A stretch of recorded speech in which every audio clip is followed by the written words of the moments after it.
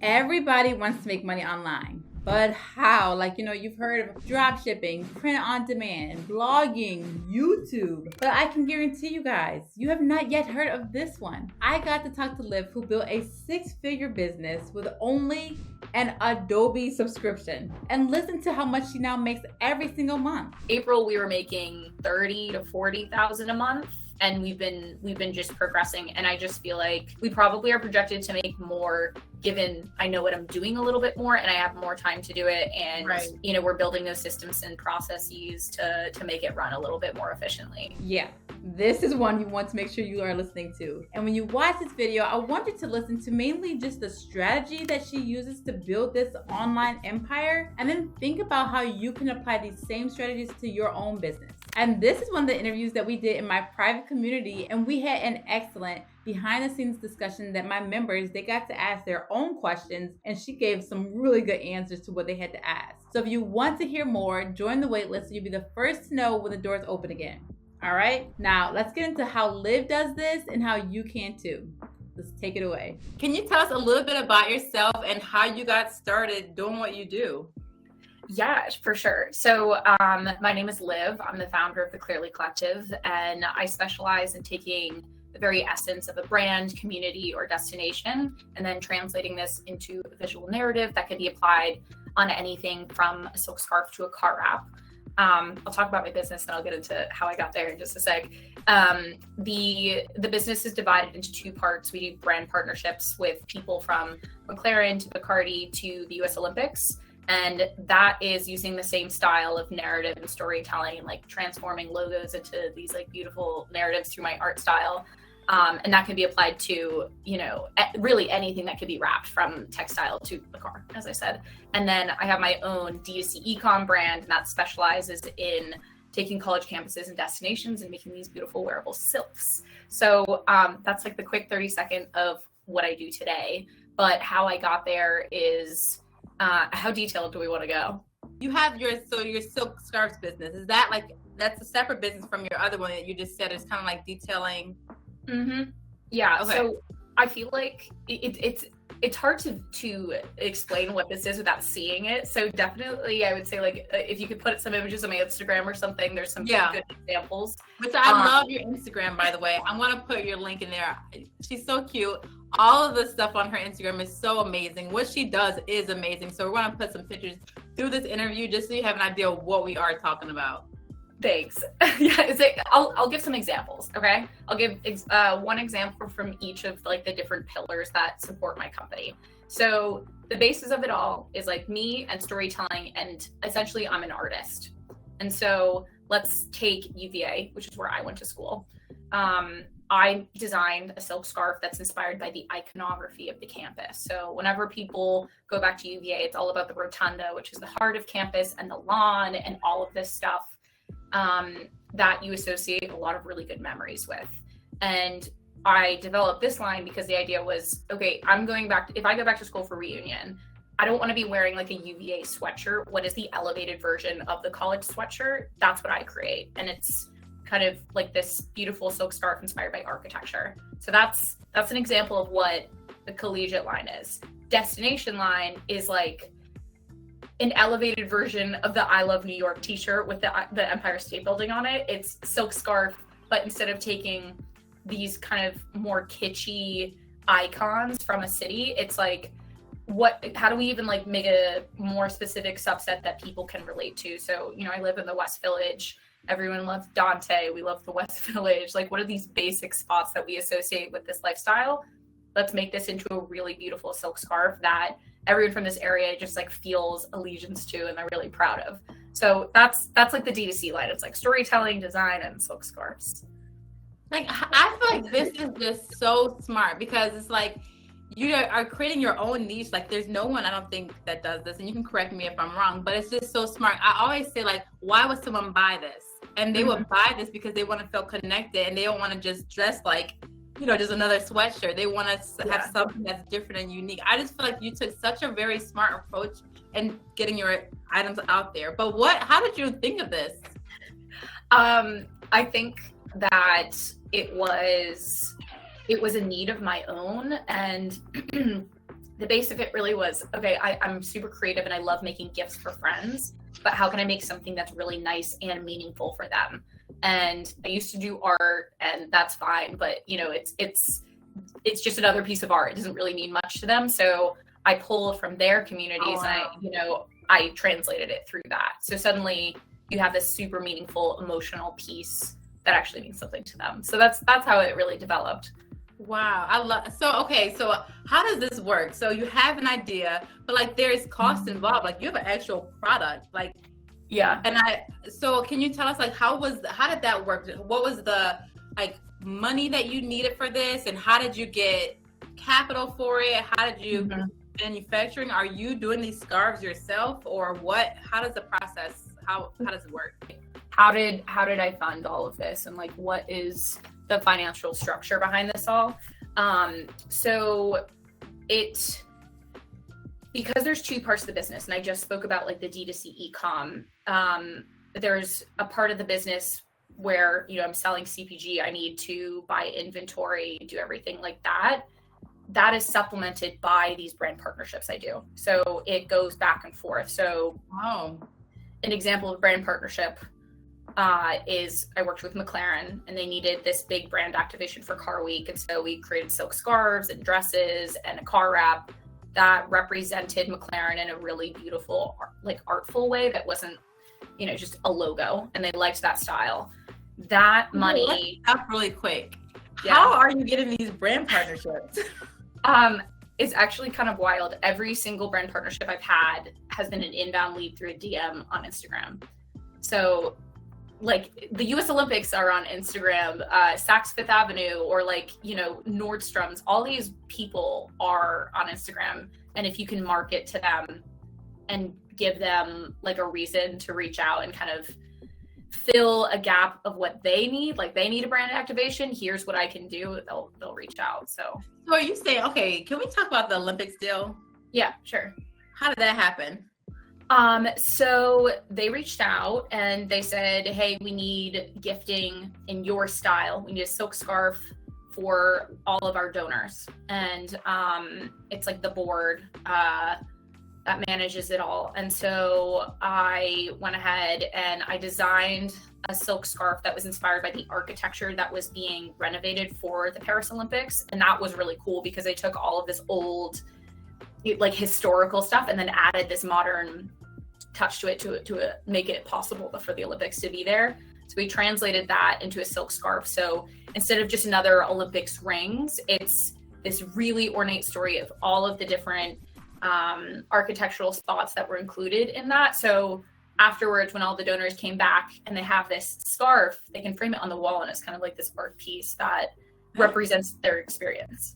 That is amazing. So, all right, I always say like they found you, but so you had to be doing something first for them to find you. So how did this even work? Did you just create this product? Well, I can tell you my marketing strategy if you'd like. And then you'd asked about my bootstrapping, which I want to hear that too.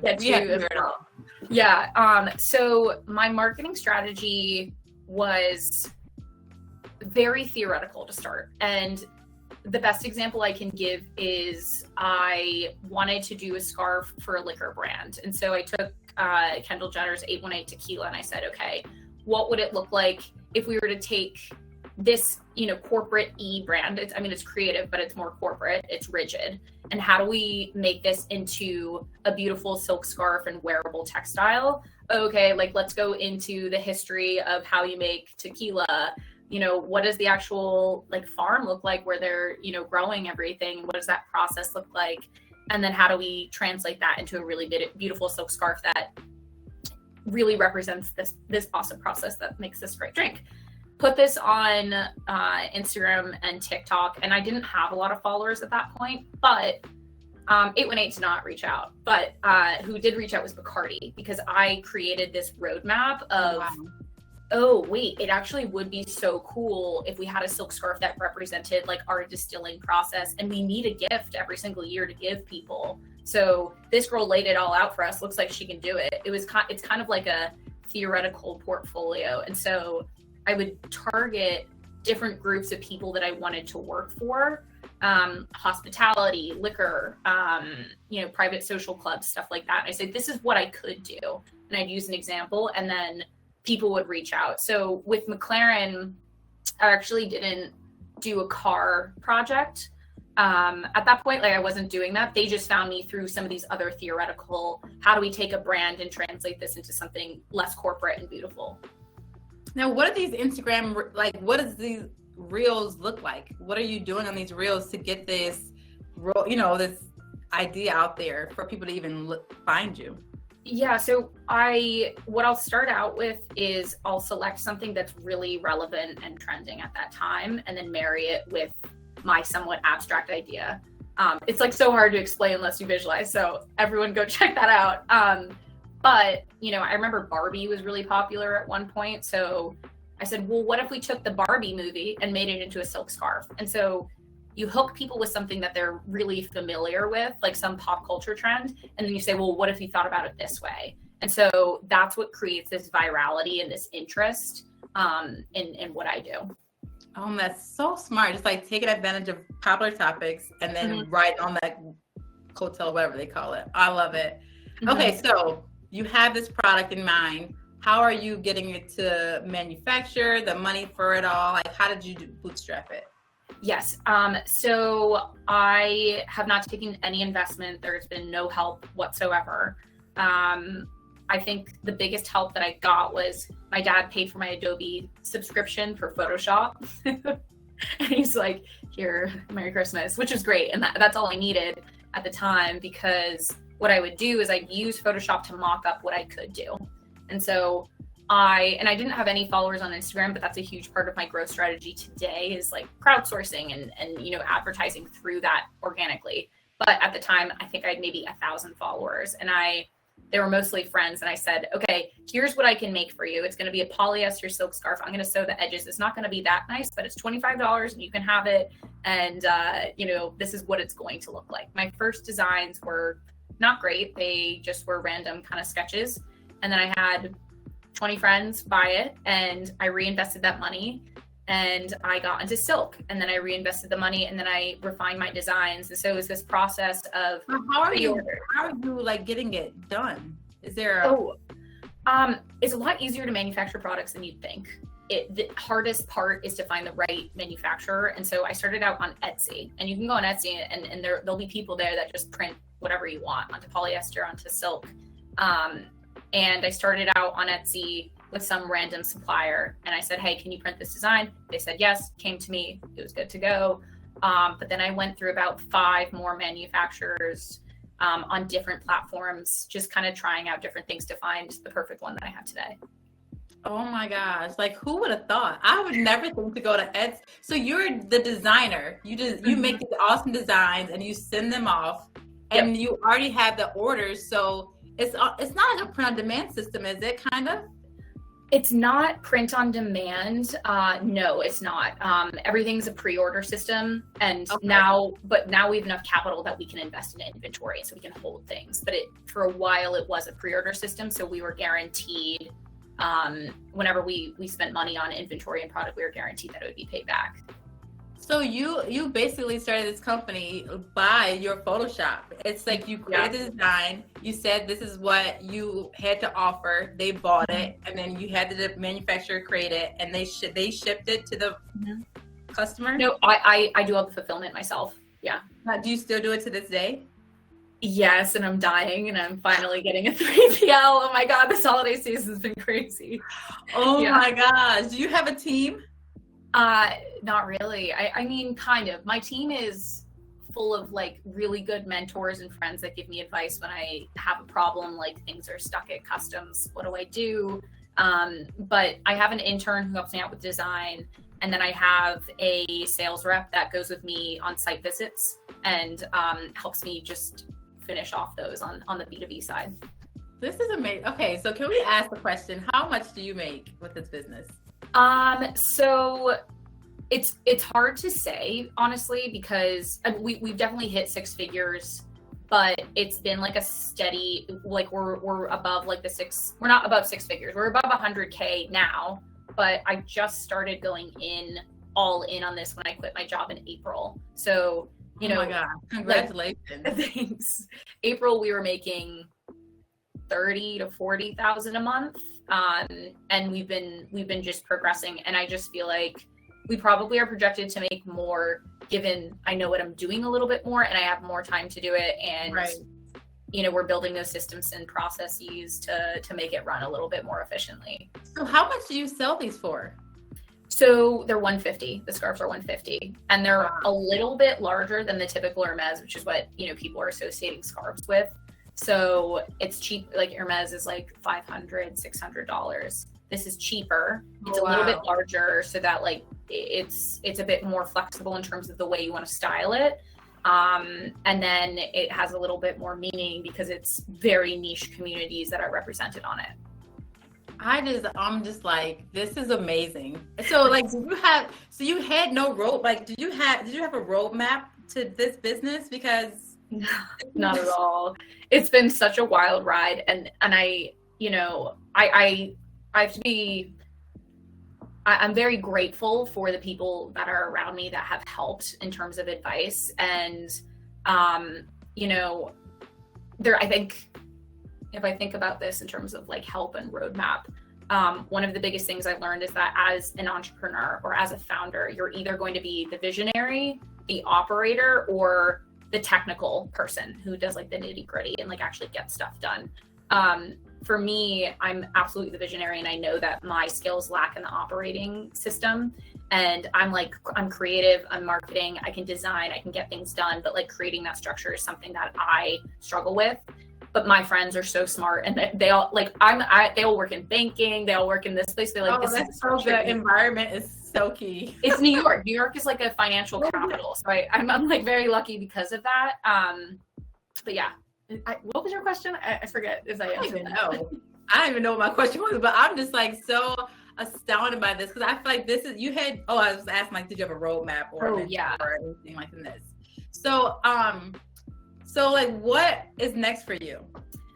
So what is next is I really want to elevate the brand, and the way that it looks right now from the outset is like, oh, we're a college silk scarf brand, and that's awesome and that's great, and that has really been able to take me into a full-time role, and I could quit my job for this. However, my overall vision for the brand really has to do with how do we take these destinations, college communities, and brands and translate them into something beautiful. And so next phase of Clearly Collective is we're doing a destination line. So we're doing like Santorini and Amalfi and all those places. And then that's going to elevate it a little bit above just collegiate. And then we'll do a really big push towards brand partnerships, working with, we already work with a lot of private social clubs and hotels, but really putting that on as one of our pillars so that we become more of a design house, and you come to us and you say, this is what we need, and we need a gift, and it's going to be a celebratory gift, either for college, a wedding in one of these places, just like when you're proud of being one of these places, or something for corporate gifting. So yeah. Oh, I just love this so much. So like, do you have, let me see, I had some questions. I just want to make sure because I asked most of the questions that I wanted to ask. Like, what tools and platforms do you use for your business? Like, do you have a website, or how, like, what's your funnel process? Like, what does it look like if someone wants to order from you?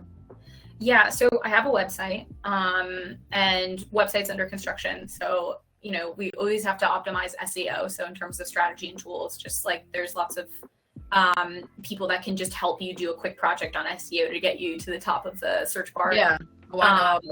Yeah, right. You gotta do that.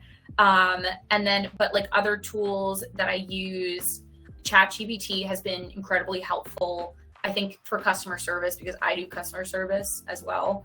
And we get so many emails, and you want to just make sure it sounds polished and nice. And so if someone says, oh, hey, where's my order? Blah, blah, blah. I'll just say, I'll go in Shopify. I'll be like, okay, here's the order. I'll copy that information into ChatGPT, and I'll say, okay, write a customer service email that says this is where your order is. And then they'll just like polish it together. So there's a little bit less thinking involved, but it still gets the same message across for these like low level, just, oh, they need to know this or that kind of thing. Right. Oh, I love that so much. Yeah. If there's something you can automate, I think that that's the best thing you can do. Another thing I've done is Instagram messages. We have frequently asked questions that people can just click. So, a lot of times people want like a one-off scarf for their mother-in-law or something. And that's not something we can do right now. But that's in like the chat box. So we have a little bot that can quickly answer people's questions. Oh, awesome. And, which is great. But then in terms of conversion and like building that top of the funnel, it's all Instagram marketing. And so we'll push out B2B stuff or brand partnership stuff, these like theoretical things, or we'll push out, our collegiate line or our destination line. And most people buy from Instagram directly. So that, wow. So it's just, is there a shop? Is it Instagram shop? Instagram shop, and that's linked with Shopify. So I think Shopify is great for all this stuff. Yeah. Oh my God. So are you on TikTok?